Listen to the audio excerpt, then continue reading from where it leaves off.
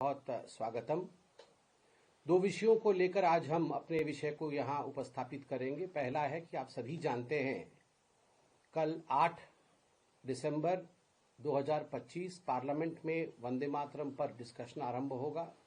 हम सभी को माननीय प्रधानमंत्री जी को सुनने का सौभाग्य भी मिलेगा और वंदे मातरम को लेकर हम सब में ज्ञान वृद्धि होगी। और दूसरा महत्वपूर्ण विषय है कि जिस प्रकार परसों अर्थात 5 दिसंबर को सोनिया गांधी जी ने एक कार्यक्रम के दौरान कहा था कि द रूलिंग डिस्पेंसेशन अर्थात भारतीय जनता पार्टी नेहरू जी के लेगेसी को मिटाना चाहती है। Bharatiya Janata party is trying to wipe out the legacy of Pandit Jawaharlal Nehru. जहां तक सोनिया गांधी जी और सोनिया गांधी जी के वक्तव्य का सवाल है, हम आरंभ उनके वक्तव्य से ही करते हैं। सोनिया गांधी जी का यह कहना था कि Congress parliamentary party CPP chairperson के नाते कि भारतीय जनता पार्टी नेहरू को विलीफाई कर रही है, कहीं उन्हें एक विलेन बना रही है, उनके इतिहास को डिस्टॉर्ट कर रही है और कहीं न कहीं जो जनमानस है उनके स्मृति से, उनके मेमोरी से नेहरू का नामो निशान मिट जाए, इसका प्रयास भारतीय जनता पार्टी कर रही है। मैं सोनिया जी को ससम्मान कहना चाहूंगा कि केवल और केवल नेहरू जी को जीवित रखने के लिए, नेहरू के स्मृति को जीवित रखने के लिए और नेहरू के तथाकथित लेगेसी को जीवित रखने के लिए कांग्रेस पार्टी ने न जाने कितने महानुभावों को, हो सकता है वो कांग्रेस के हो या कांग्रेस के बाहर के लोग हो, उनके लेगेसी को समाप्त किया है। उनमें सबसे बड़े उदाहरण अगर मैं देना चाहूं, कुछ उदाहरणों में से बड़ा उदाहरण है वल्लभ भाई पटेल जी का, कि किस प्रकार वल्लभ भाई पटेल जी को समाप्त करने की कोशिश की गई कांग्रेस के अंदर ही। और तो और अगर सही डेमोक्रेटिक तरीके से कांग्रेस पार्टी के अंदर जो वोटिंग प्रणाली थी कि देश का पहला प्रधानमंत्री कौन बनेगा, अगर उसे फॉलो किया जाता तो शायद पंडित जवाहरलाल नेहरू की ना कोई लेगेसी होती और ना ही पंडित जवाहरलाल नेहरू देश के पहले प्रधानमंत्री बनते। साइडवेज रखा गया और दरकिनार किया गया सरदार पटेल को। ठीक उसी प्रकार सुभाष चंद्र बोस जी को कई वर्षों तक जिस प्रकार उनकी उपेक्षा की गई और जिस प्रकार उनके विषय में कम करके आंकने की कोशिश कांग्रेस पार्टी ने किया है, वह भी आप जानते हैं। केवल इतना नहीं, उससे बड़ी बात है कि बाबा साहेब अंबेडकर जिन्होंने भारत के संविधान को रचा, who was the chairman of the drafting committee of the Indian constitution, उनके साथ जिस प्रकार का व्यवहार पंडित जवाहरलाल नेहरू का रहा, यह कोई छिपी हुई बात नहीं है, जनता जनार्दन जानती है। और मैं धन्यवाद दूंगा आदरणीय प्रधानमंत्री श्री नरेंद्र मोदी जी का कि उन्होंने भारत के सदन में यह मौका भी दिया। जब संविधान के विषय में चर्चा हो रही थी तब हमें मालूम पड़ा कि जो चिट्ठी आदान प्रदान पत्राचार हुए थे अंबेडकर जी और अंबेडकर जी के साथ नेहरू जी का, उसमें अंबेडकर जी ने नेहरू जी के विषय में क्या कहा है, नेहरू जी के प्रति अंबेडकर जी की क्या सोच थी, यह भी हमने देखा। और बदला किस प्रकार कांग्रेस पार्टी ने लिया, उसके लिए मैं एक कार्टून भी लेकर आया हूं। ये 2012 तक एनसीईआरटी के किताब में यह कार्टून मौजूद था, जहां आप देख सकते हैं पंडित जवाहरलाल नेहरू किस प्रकार चाबुक चला रहे हैं अंबेडकर जी के ऊपर। और अंबेडकर जी कॉन्स्टिट्यूशन के जो दाता हैं, कॉन्स्टिट्यूशन के जो निर्माता हैं संविधान के, जिस संविधान के प्रतीक को लेकर राहुल गांधी आज राजनीति करने की कोशिश कर रहे हैं, जिसके निर्माता बाबा साहेब अंबेडकर हैं, वो संविधान बना रहे हैं और उनको चाबुक से, कोड़े से मारने की कोशिश यहां दिखाई गई है पंडित नेहरू की। यह लीगेसी है पंडित जवाहरलाल नेहरू की। तो गांधी परिवार और नेहरू खानदान ने जिस प्रकार बाकी लोगों के लीगेसी की समाप्ति की कोशिश की,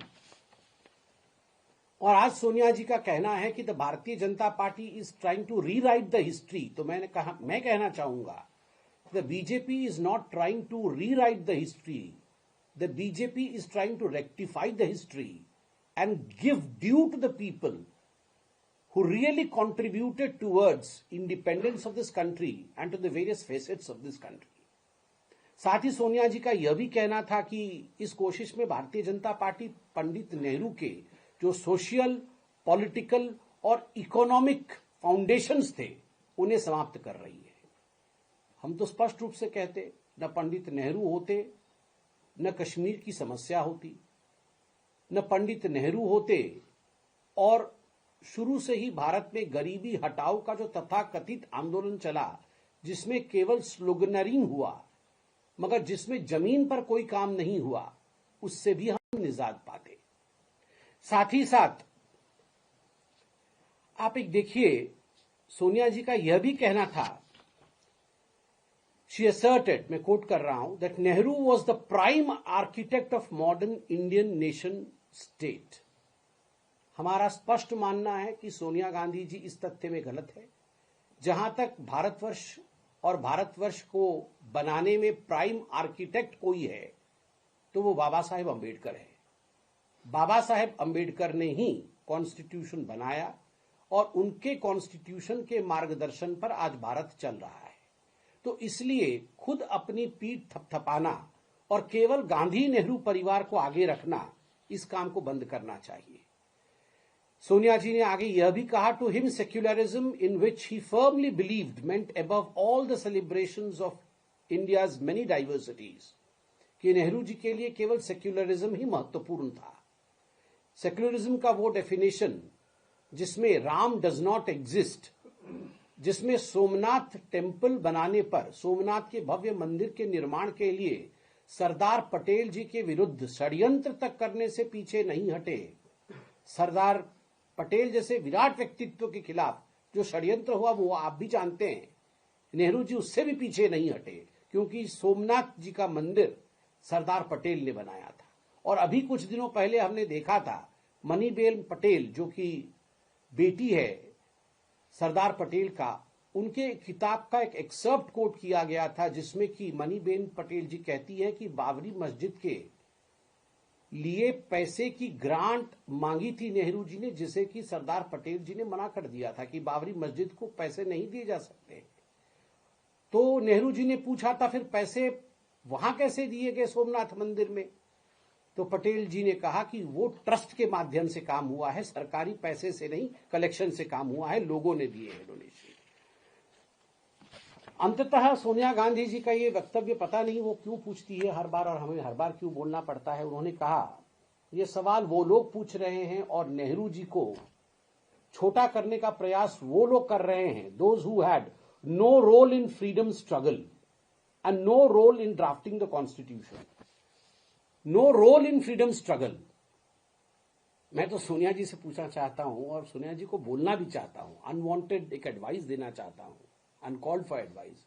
सोनिया जी, कम से कम यह सवाल कांग्रेस का कोई और व्यक्ति पूछ ले, आप मल्लिकार्जुन जी से ये वक्तव्य दिलवा दीजिए चलेगा, मगर आप मत दीजिए, क्योंकि देश पलट कर पूछ लेगा ना कि सोनिया गांधी जी, जिनको एंटोनियो माइनो के नाम से जाना जाता था, उनका और उनके परिवार का भारत के स्वतंत्रता संग्राम में क्या कंट्रीब्यूशन है। सोनिया जी ने और सोनिया जी के परिवार ने क्या कंट्रीब्यूट किया था भारत के स्वतंत्रता संग्राम में। यहां जितने भी लोग हैं, हम सब के परिवार ने परोक्ष या अप्रत्यक्ष रूप से, चाहे वो प्रत्यक्ष हो चाहे परोक्ष रूप से, किसी न किसी रूप से, किसी न किसी तरीके से कंट्रीब्यूट किया था या सहभागिता की थी या कहीं ना कहीं वो थे। मगर आप तो इस देश के ही नहीं थे, तो स्वाभाविक रूप से आप ये सवाल मत पूछिए कि हमने क्या कंट्रीब्यूट किया फ्रीडम की लड़ाई के लिए। और बार बार आपका रहता है कि the ideology which killed Gandhi. मुझे लगता है कोर्ट में इतनी बार केस होने के बाद, कपूर कमीशन के बाद, सुप्रीम कोर्ट के जजमेंट के बाद, और आप लोगों के खिलाफ और आप लोग जैसे कुछ लोग जिन्होंने इस विषय को बढ़ाने की कोशिश की, आर्टिकल लिखने की कोशिश की विख्यात अखबारों में, उनके खिलाफ डिफेमेशन जाने के बावजूद आप बार बार ये बता रही हैं। इससे यही मालूम पड़ता है कि हिंदुस्तान की न्याय प्रक्रिया पे आपको विश्वास नहीं है और हिंदुस्तान की जुडिशरी पे कतई आप विश्वास नहीं करती है। और जहां तक फिनिशिंग ऑफ नेहरूज लेगेसी का सवाल है, मैं तो अंत में इतना ही कहना चाहूंगा कि who best will finish the legacy of Nehru other than the present clan of the Gandhis, the so-called Gandhis, who are out on bail in the National Herald case. National Herald, जिसे नेहरू जी ने आरंभ किया था और उनके उस संपत्ति को गबन करने के चक्कर में जो आज बेल पे बाहर है और अभी जिनके खिलाफ एफआईआर हुआ है, if they are not tarnishing the legacy of Nehru, who else is trying to tarnish the legacy of Nehru? और मुझे तो लगता है कल पार्लियामेंट में जब चर्चा होगी वंदे मातरम को लेकर, तो नेहरू जी की असलियत तो सबके सामने आने वाली है। कल मैं धन्यवाद देना चाहूंगा भारतीय जनता पार्टी के सरकार को और विशेषतः माननीय प्रधानमंत्री जी को, कि प्रधानमंत्री जी की एक चेष्टा हमेशा रही है कि जो लोग नेपथ्य में रहे, the ones who are in the background, the ones who are lost heroes, the ones who were in fact because of the Nehru-Gandhi dynastic politics, जिनको पीछे रखने की कोशिश की गई, उन लोगों को आगे लाना, उनके असलियत को स्थापित करना, यह प्रयास मोदी जी ने और भारतीय जनता पार्टी की सरकार ने हमेशा किया है। तभी जब सरदार एट 150 कार्यक्रम किया गया, वल्लभ भाई पटेल की जन्म जयंती के 150वें वर्षगांठ को मनाते हुए पूरे भारतवर्ष में यूनिटी मार्च हुआ। सरदार पटेल पर डिबेट और डिस्कशन हुए ताकि देश सरदार पटेल के कंट्रीब्यूशन को जान सके। वर्षों तक सरदार पटेल को दबा के रखा गया, उनके नाम को उभरने नहीं दिया गया।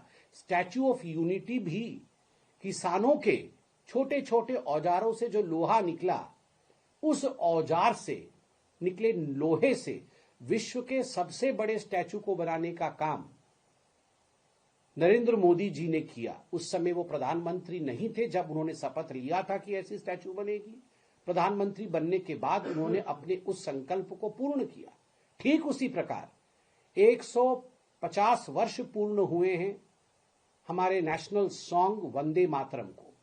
बंकिम चंद्र चट्टोपाध्याय जी ने 1875 7 नवंबर को वंदे मातरम लिखा था। वंदे मातरम आगे चल के आनंद मठ जो उनका नॉवेल है, उस नॉवेल का हिस्सा बना। सन्यासी आंदोलन को उसमें दर्शाया गया था आनंद मठ में, और उसको लेकर आज जो ये देश में सेलिब्रेशन हो रहा है, बाद में रविंद्रनाथ टैगोर जी ने उसे स्वरबद्ध किया। 1 वर्ष का जो सेलिब्रेशन हो रहा है, घर घर तक वंदे मातरम को पहुंचाना, वंदे मातरम के महत्व को जानना, वंदे मातरम के इतिहास को जानना और वंदे मातरम के माध्यम से देश के नींव के साथ जुड़ने का पुनः जेन जी हो चाहे हम सब पुनः ये कोशिश करें to relive the time in history जिस समय हमारे पूर्वजों ने इस देश के लिए वंदे मातरम कहते हुए अपने खून को बहाया था। उसको भी लेकर मैं तो जानता हूं कि इस पे क्रिटिसिज्म जरूर करेंगी सोनिया जी, मगर सच्चाई सच्चाई होती है। उसको भी लेकर पंडित जवाहरलाल नेहरू की लेगेसी सामने आएगी। The wrong legacy of Pandit Jawaharlal Nehru as far as Vande Mataram is concerned. आप देखिए, मैं सभ्यसाची भट्टाचार्य जो कि एक नोटेड इंडियन हिस्टोरियन है, भारत के बहुत बड़े इतिहासकार रहे, उनकी किताब में से कोट कर रहा हूं। Meanwhile, I quote, meanwhile Nehru had decided to consult Rabindranath Tagore. Nehru had only recently read Anand Math. Only 6 days before Congress Working Committee meeting, Nehru wrote about the poem. I have managed to get an English translation of Anand Math, and I am reading it to get the background of the song. It does seem that this background is likely to irritate the Muslims. I also found the language of Vande Mataram difficult, and then further Nehru says that I do not understand it without the help of a dictionary. 3 विषय यहाँ महत्वपूर्ण है जो सभ्यसाची भट्टाचार्य जो कि Indian historian है, उन्होंने नेहरू जी के विषय में लिखा है अपने किताब में। आप भी जाके इसे वेरीफाई कर सकते हैं। पहली बात है कि नेहरू जी ने CWC की जो मीटिंग होने वाली थी उससे ठीक 6 दिन पहले ही आनंद मठ का अंग्रेजी वर्जन पढ़ा, कोई भारतीय लैंग्वेज में नहीं पढ़ा, जबकि आनंद मठ को कई भारतीय लैंग्वेज में तब तक 1905 में ही ट्रांसलेशन हो चुका था। बंगाल का जो विभाजन हुआ था, प्रथम विभाजन, जिसे स्वदेशी आंदोलन कहते हैं, उस समय जब स्वदेशी आंदोलन हुआ था उस समय ही ट्रांसलेशन आनंद मठ का हो चुका था। मगर नेहरू जी ने, वी हैव नो ऑब्जेक्शन, उन्होंने अंग्रेजी वर्जन कहीं से उन्होंने कहा कि I read the English version of Anand Math. उन्होंने प्रोक्योर किया बड़े मुश्किल से इंग्लिश वर्जन और उससे पढ़ा, और उसके बाद he needed the dictionary to understand Vande Mataram. सुजलाम सुफलाम मलयज शीतलाम सस्य श्यामलाम मातरम सुजलांग सुफलांग। जो भूमि खंड, जो मातृभूमि आपको शुद्ध जल, सुफल अच्छे फल देती है, मलयज शीतलाम शीतल मलय अर्थात पवन देती है, उस मां को प्रणाम। इतना समझने के लिए नेहरू जी को डिक्शनरी की आवश्यकता पड़ी, तो मुझे लगता है उनकी लेगेसी को मिटाने की आवश्यकता नहीं है। जिसे इतना ही समझने के लिए डिक्शनरी की आवश्यकता पड़ी तो वो लेगेसी बनाने वाले व्यक्ति नहीं है। और सबसे बड़ी बात, this is going to irritate the Muslims. Vande Mataram Muslims को इरिटेट करने वाला है। ये जो फॉल्स सेंस ऑफ सेक्युलरिज्म था नेहरू जी का, कल जब डिस्कशन होगा पार्लियामेंट में वंदे मातरम को लेकर, मुझे लगता है the legacy of Nehru will again be subjected to debate, discussion and might be exposure. वो फिर एक्सपोज्ड होंगे कि आखिरकार नेहरू क्या थे। धन्यवाद।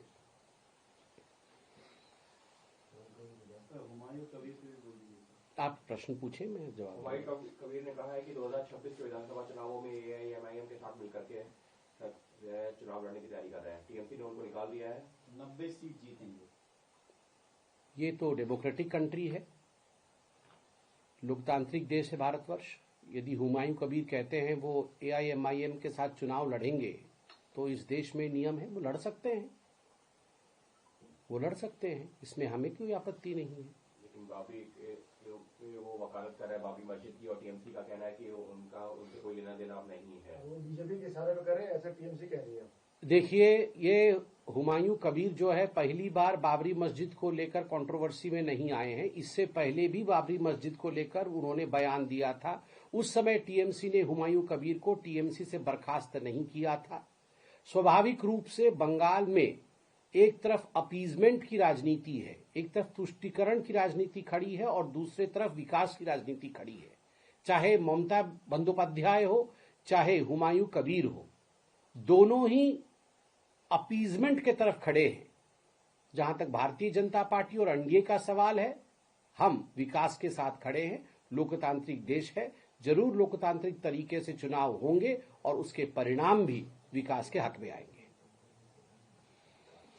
Thank you.